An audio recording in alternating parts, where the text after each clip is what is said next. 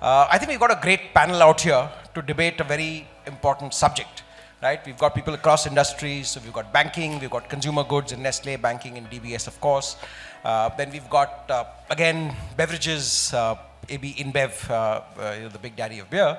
And of course, we've got a representative from an international market. So Shashank is with Bakstage based out of the US. And in a sense, a lot of what he does is pretty much within the Metaverse space. So I think it's a great panel. And just coming to the subject, just to share a quick perspective, I think all of us, and I think the whole discussion around this entire session is about the Metaverse. And I think there are a couple of key issues. One is things tend to get hyped a lot before they become reality. And I think what this panel is out to debate is to what extent is this hype justified, where do we stand today? And there's a Bloomberg report that says that the Metaverse will be an $800 billion market by 2024, right? So there are all kinds of elements that are being sprung on. And just to set the context, I guess all of you will get it already, is that the Web 1.0 was really one way, when we went to a website to just understand. Web 2.0 became social, when all of us interacted widely, social media, and we had our say, and it became one-to-many. I think the Metaverse brings into play Web 3.0, which is really immersing ourselves into the digital space through avatars and actually kind of creating, transacting. So it's going to be a live immersive experience. We've got a rich panel, so I'm going to throw it open and really get their perspectives. And maybe I want to start with Chandan, who's in Nestle, and really understand from Chandan, why do you think a lot of where we are on the Metaverse is such a positive thing? The Metaverse, of course, there's a lot of discussion, a lot of debate, a lot of talk about the Metaverse. But, we have to understand that the whole digital economy is kind of progressing. And it's moving pretty fast. And Metaverse is probably one of the few elements which is going to be an important part of the next version of the digital economy. So it's there in a certain way already, in a very, very small and very, very minute way. But it's going to evolve into a very, very, big space, essentially because of three things. First of all, if you look at the genesis of the Metaverse, and if you look at, our target consumers, which could be, let's say, Gen Z, or maybe the next generation, which is Gen Alpha, or maybe the younger millennials and so on, they're clearly looking at more immersive experiences. I mean, that's becoming very, very important.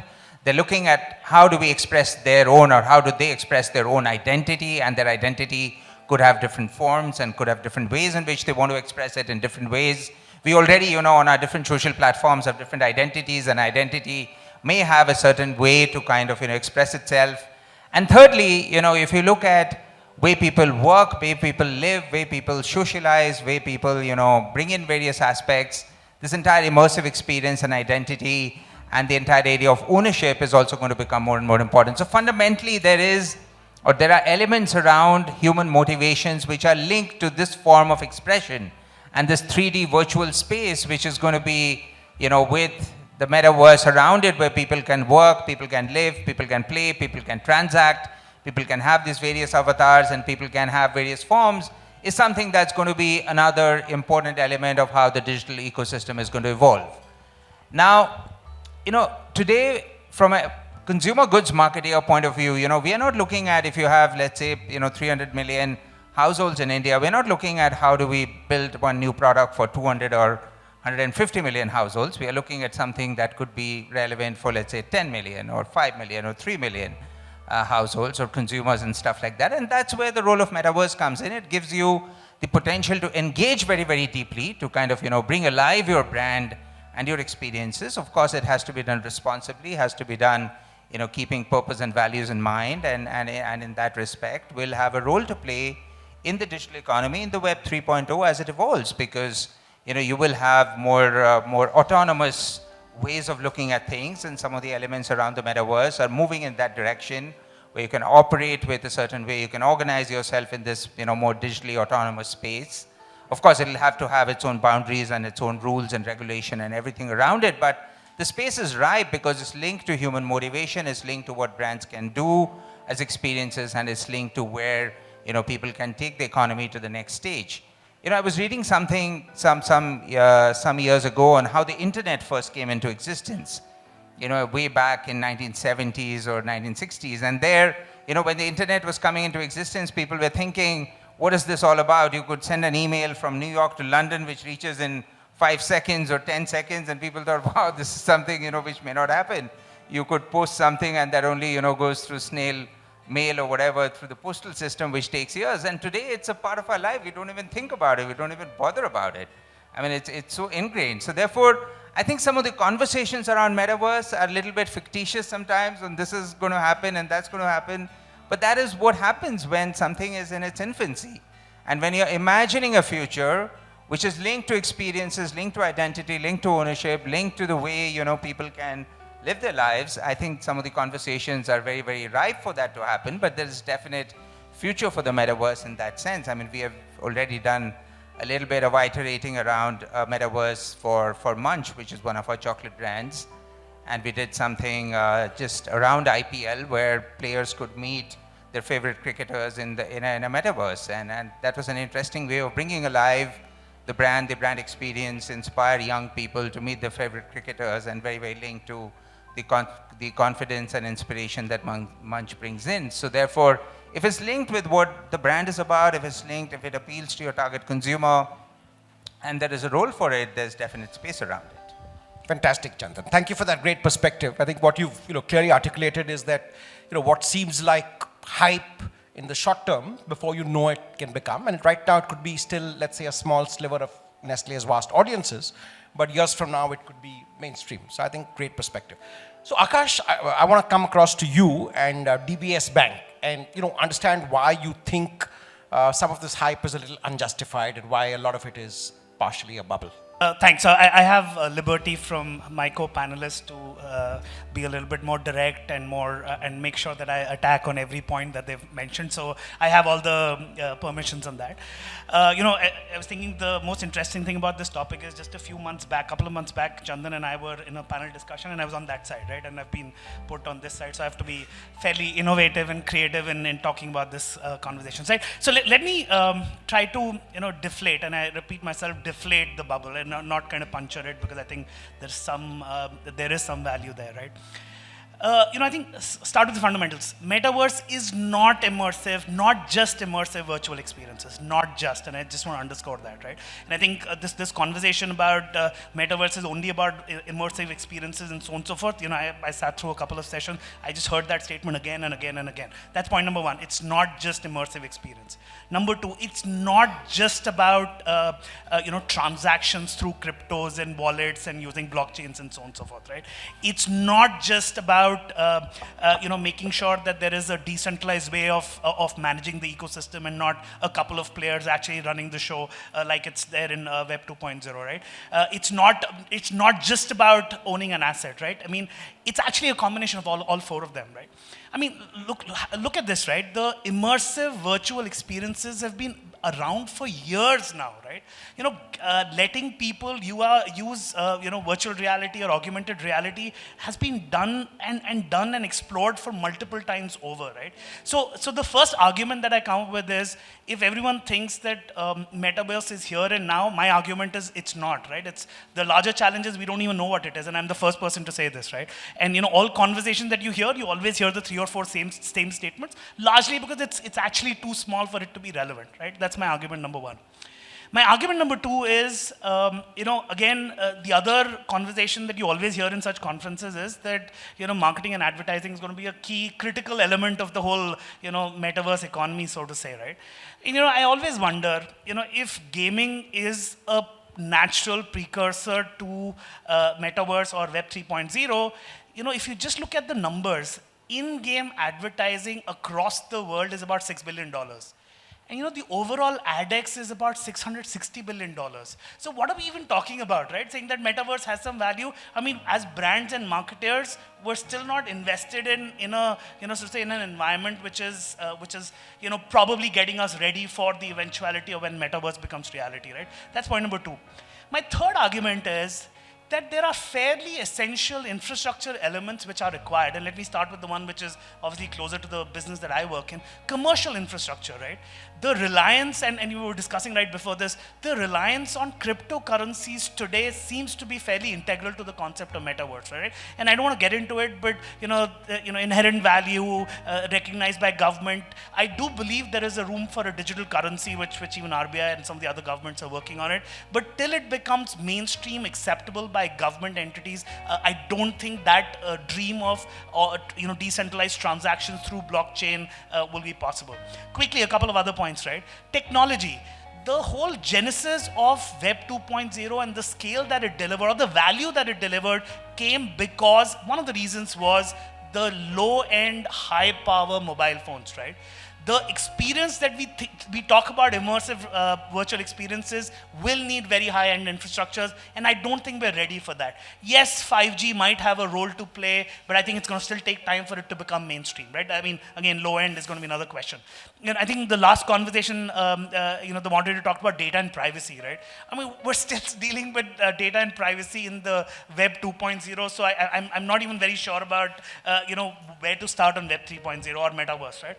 Finally, I think skills, right? As brands and marketers, I'm again the first person to say, we have no experience in managing anything on this, right? I don't even think that the ecosystem in India is actually ready for you to launch anything like that. Yes, you might launch a few things which eventually give you some attention, drive some, innovation attributes in consumers' mind, or drive top of mind recall, but that's pretty much it. And I don't think there will be enough and more cases which sustain, right? So, examples that we heard in some of the previous conversations about, Nike shoes, Nike still looks committed, or the work that the fashion industry has done, those are one-off events, right? I mean, there are very few which are actually extending or expanding it to the whole thing.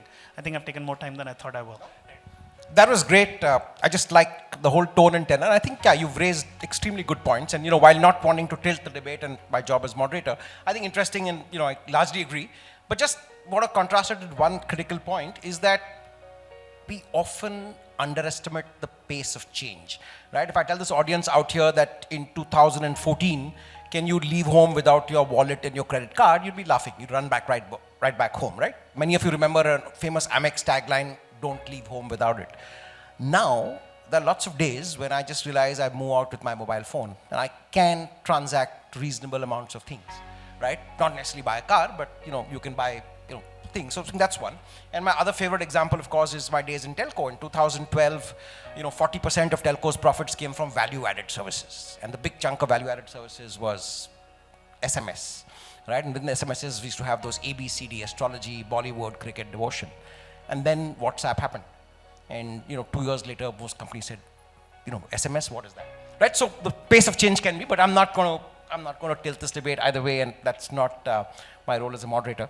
I'm going to throw it over to Vinod from AB InBev, a company that owns all the brands barring, say, Kingfisher and Tuborg and Heineken, but we'll keep that for another discussion. And why don't you tell us why you believe it's here to stay, and what are your thoughts on it? So I'll start with what Akash said, right? Like, is the tech over here? I also don't believe that the tech is there, right? But picking up from what Lloyd said, the innovation, the pace of innovation has fastened, right? To give an example, so in 2004, the first of Orkuts and Facebook came in, right? What we could do with that, we had Edge, 2G, right? We could be able to post some statuses over there, chat with people, etc. 3 years down the line, Instagram came in because 3G came in, and we were able to take good photographs. The hardware of the mobile increased. The cost of storing the data got decreased, the internet speeds got increased, and this is within a span of 3 to 4 years, right? And then 4G came in. Now what we do, we are having TikToks, all reels and everything, right? So the technology as such is evolving. Even if you see in this entire space, the evolution from Facebook, where it was to what it is right now, it's been at a fast pace, and it's been a lot of data and a lot of information. So because the technology is evolving, Metaverse is inevitable, right? You're going to have a lot of good hardware coming in. The internet with the 5G is going to be a lot more faster, right? And the cost of storing information, it is going down. So from that standpoint, the Metaverse on a whole is already there, but not in every space, as you said. Yes, perfect. On the gaming industry, you spoke about the gaming industry, which is pretty less. Why it is pretty less? Because the kind of hardware you need for that, the Fortnite, at this point in time, has somewhere around 500 million users, right? The marketing for this 500 users is very specific targeting. From big brands and perspective standpoint, this 500 might not be their actual consumers, right? The immersive experience they have. The second problem which you spoke about, basically how to target these people. The metaverse in itself is a lot more immersive. I need to like think about how am I going to like take these people away from metaverse and then like start looking into my brands. That's again the second pain point which we need to look into, right? So going a bit deep into the gaming industry itself. So I myself am a gamer. I used to like still play a lot of Dota, Fortnite, and etc. Right? The reason I go in over there, it's kind of a virtual environment. I'm able to do things which I'm not able to do on the real world, right? So with the metaverse, a lot of people are going to start experiencing this. I can do, like I can be a Superman over there, I can be a Batman over there, right? And that's kind of a bit immersive, and also it gives you a lot of instant gratification. So the main reason the social media exists at this point in time is just on this one concept of instant gratification. With metaverse, with that immersive experience, that's going to be a lot more. So what happens over there with the hardware going up, with the internet speeds going up, and because there's going to be a lot of dopamine hit in this metaverse, a lot of people are going to go into this world, start experiencing things. So from that standpoint, I still feel the brands need to start looking into it, maybe not immediately, but they need to start experimenting and understanding the key pressure points over here, so that in the future, when it becomes a bit big, they're all like prepared. So thanks, Vinod. I think, yeah, essentially, I think what you're saying is that everything starts small, and more importantly, until you get into the space, you're not able to, eventually brands have to de-risk business. And obviously, you can't, if the whole world is migrating there and if transactions are happening there, how does a brand stay off it? So absolutely valid point. Moving across to Shashank, and Shashank runs an interesting platform called Bakstage. I'll let him at least tell us a little bit about it. So in a sense, he lives the metaverse, because Bakstage is a virtual interactive platform that brands use to embed real conversations, live conversations. They can also use them subsequently. So what are your thoughts on why do you think, in a sense, the metaverse's time is not here fully? Yeah, so hello everyone. I think like metaverse is in very infancy stages right now. The experiences we are talking about is already existing in Web 2.0, as Akash said, like metaverse is, we don't know what metaverse is actually. No one knows exactly what defines metaverse. Like if you see all the things people talked about today was virtual reality. They talked about mixed reality. They talked about even trying on something physically using your phone. Is that metaverse? We don't know yet. Most of the metaverse where Facebook, like for example, Facebook changed its name to Meta, and they are trying to create their own metaverse. What is that about? It's about actually like you wearing Oculus and you're having your own digital identity in a virtual space and you're interacting with people.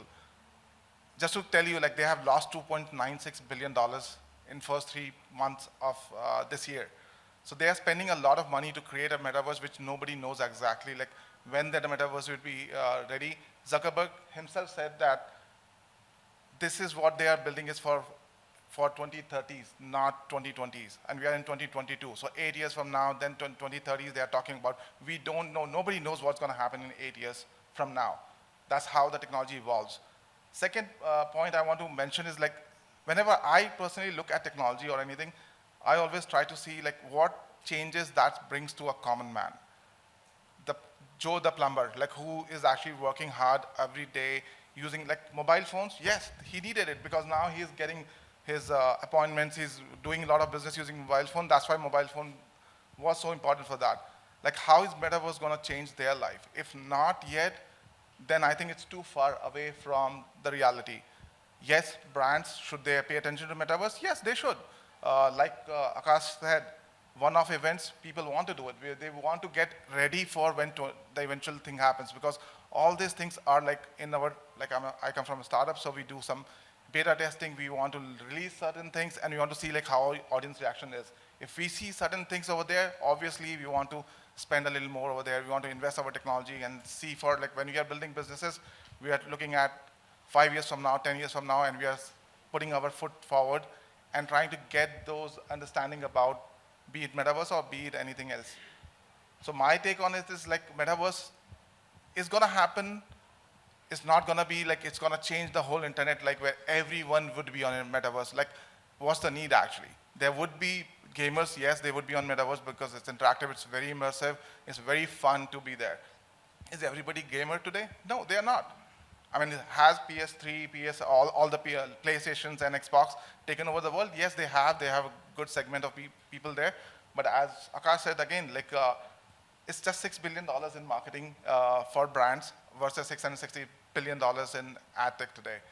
So my take on that is like, yes, it will eventually take a lot of time, but it would be a small segment, it would be a niche. And yes, as a marketer, do we need to reach out there? Yes, if I have $100 to spend on marketing, I would be spending $2 to $5 on Metaverse. Rest 95% would be spent on other stuff, what we are doing today. Thanks, Shashank. I think great. And then moving back to Chandan. I think Chandan, the point you made beginning is that everything starts small and will grow over time. And as of now, not to de-risk brands you would want to. There are a lot of uncontrollable elements around the metaverse, right? I think Akash mentioned briefly about, say, cryptos. I mean, there is a bit of controversy in the economic value. But there are elements of the metaverse that today are real and are used tangibly, right? So I know Fortune 500 companies that have elements of blockchain in their contract storing process because there is, and possibly it could become the norm in a few years, we never know. So in that context, how do you see the evolution and, specifically in the context of Nestle and, furthering the debate? So, and you said it, there are elements which are there in the metaverse or which can go towards putting together the metaverse. There are elements which are probably gaining some momentum and there are elements which are unknown and which will, kind of come in like you said about technology and, the speeds and whether it will work on small devices and whether it would be accessible to all and so on. But look at it this way, today we have many different, media vehicles, marketing vehicles to talk. How much do you spend in different categories on email marketing? How much do you spend behind reels? How much do you spend behind, let's say, doing something on ratings and reviews? How much do you spend behind influencers? Are these like 70%? In some categories, in some businesses, some sectors, maybe something is very big, but in another sector, maybe something is more dispersed. And maybe you're spending, 3% behind email marketing and 5% behind reels and 2.5% behind something else. So therefore, it's using different touch points and using different vehicles to reach your target consumers to finally create attractive and rewarding experiences for them.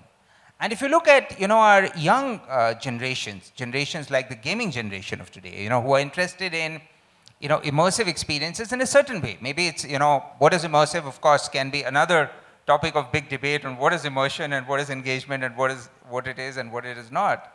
But if you were to look at, some of the elements of the kind of experience you can build, the kind of identities that you can bring in, and people want to sort of, have and talk about different identities, and gaming is a way to express identities and layer on of ownership on top of that. If people can own things, and people today, sort of take pride in owning this and owning that, and if you could own a virtual piece and own another piece, and of course the currency is not real today, but I think, there are various players working towards it, the various, again in stages of infancy, and like you said, Lloyd, UPI, who would have thought 5 years ago that UPI would have taken off in such a big way? 20 years ago, nobody would have even thought that beyond a currency note, something would have been that relevant. And then the kind of, shift that we have had into the credit card economy and then now into the UPI economy, and people are now talking of even touchless and stuff like that, and probably that will be the next stage. So there are elements which are unknown, but it doesn't mean we should lose the opportunity or not, or leave the opportunity on the table. I think it's relevant if it meets your purpose, if you have a business case for it, if you think your consumer is out there and you can, and it's linked with what you would like to do and how you bring alive your brand, there is a case for it.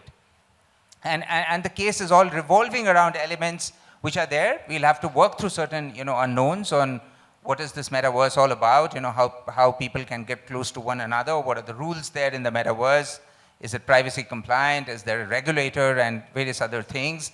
But like Web 3.0, where things are moving into more and more decentralized, autonomous, unbundled, areas, I think all these will start kicking in. Some of the elements like blockchain And in food, for example, we are looking at blockchain of how do you trace back food to its very start from the farm and so on. And there is a case for it on how you use blockchain. So in areas where you could use these elements in the right way, for our coffee, category, for example, where we have coffee machines in different parts of the world, it's a very nice way to bring alive the coffee experience.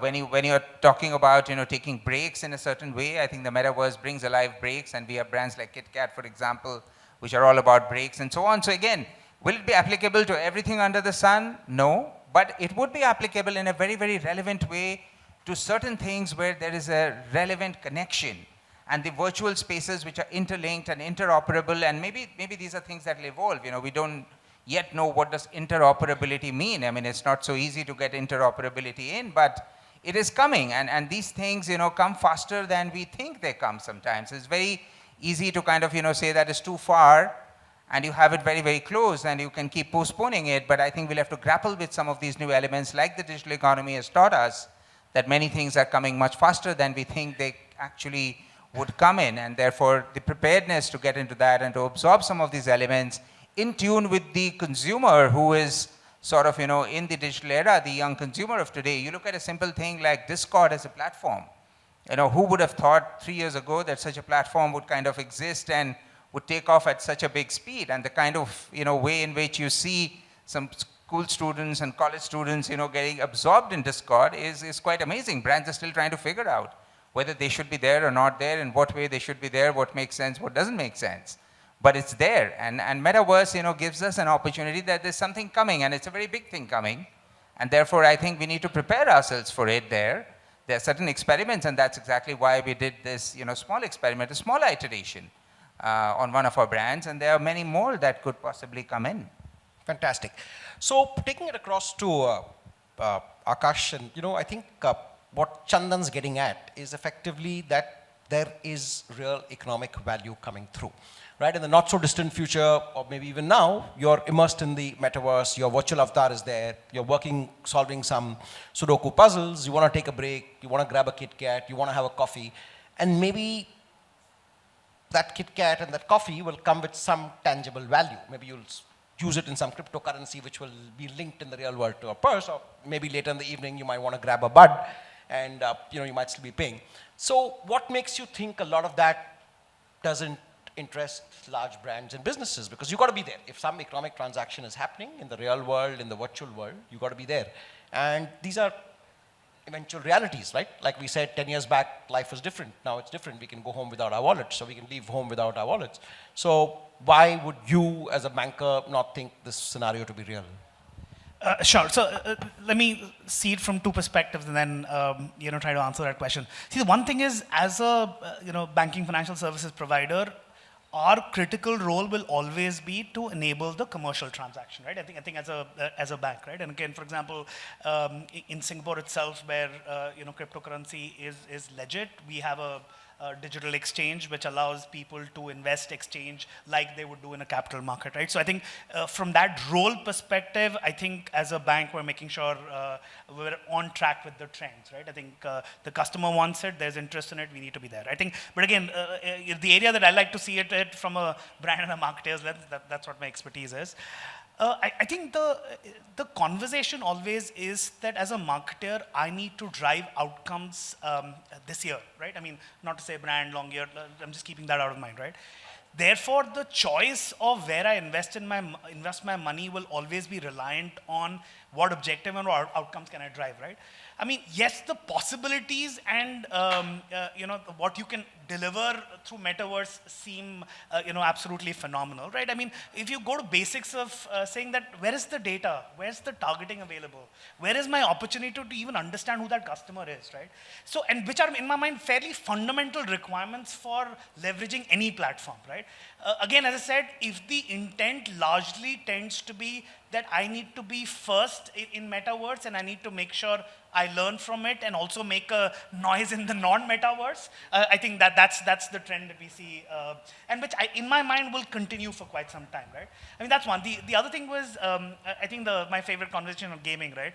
I mean, if you look at it, these are similar challenges in gaming, right? Brand safety, for example, right? And brand safety is very critical for brand marketers, right?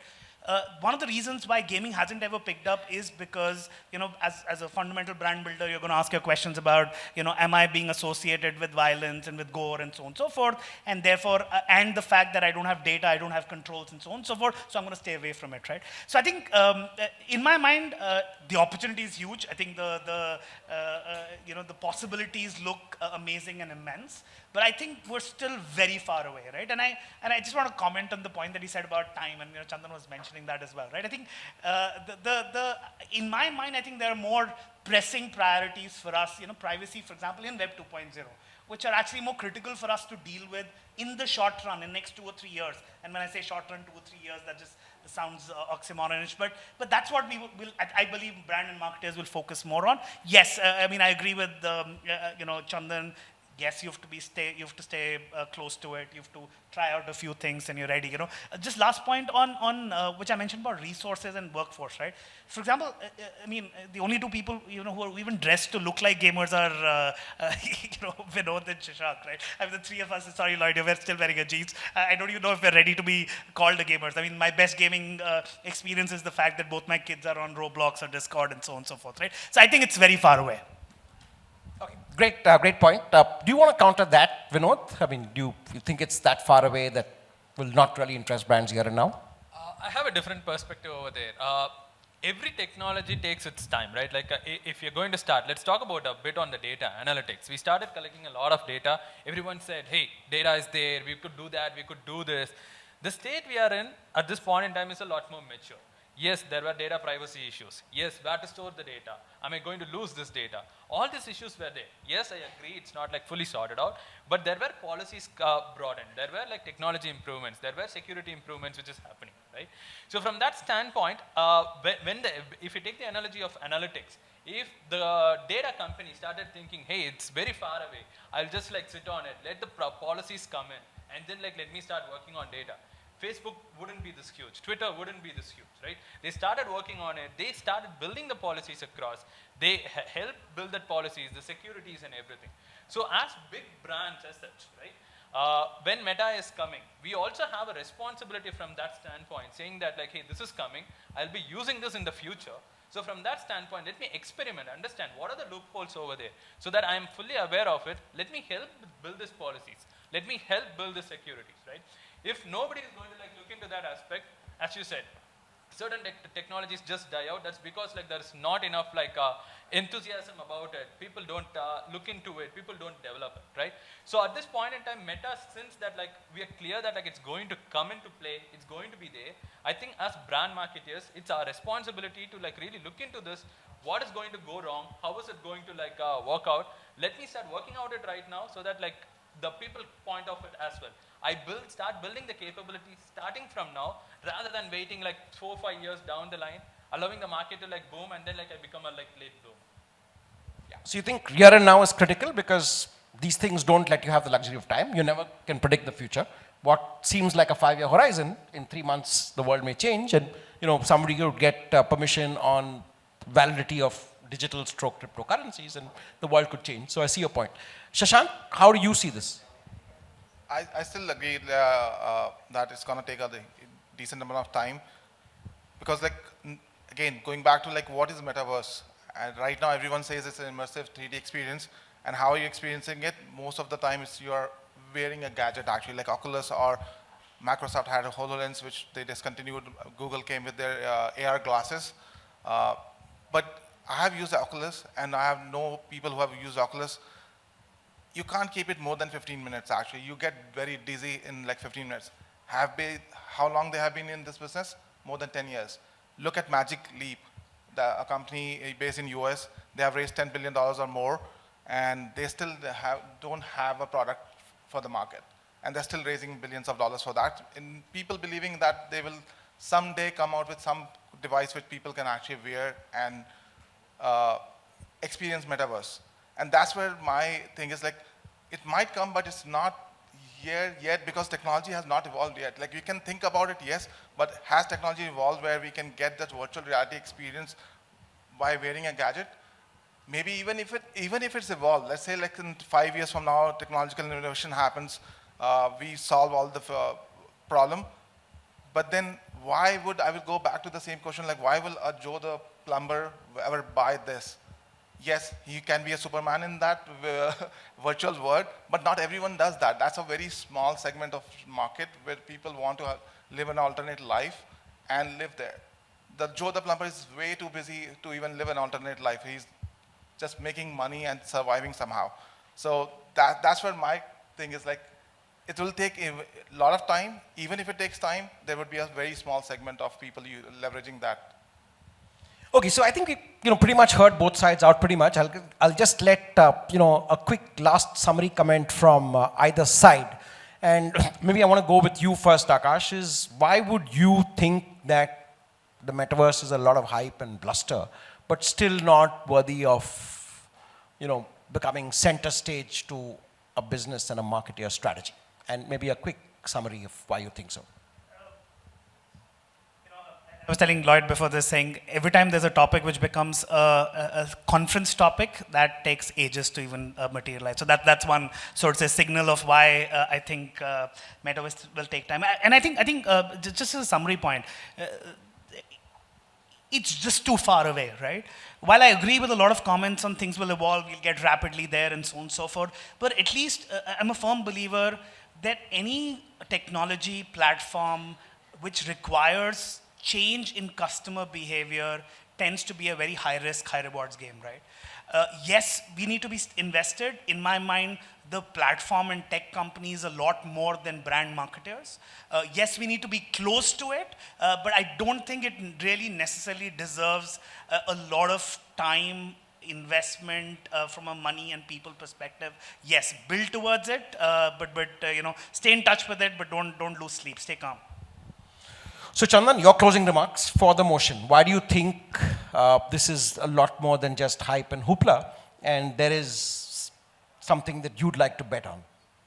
Well, we have a digital native consumer today, which is a very relevant consumer for different brands, companies, businesses, as people, and I think we need to cater to their needs in terms of what they find interesting, relevant, meaningful in their lives, and I think Metaverse helps us get there, to be a part of that life and part of that ecosystem. Is this going to be relevant for all the 7 billion people of the world? No.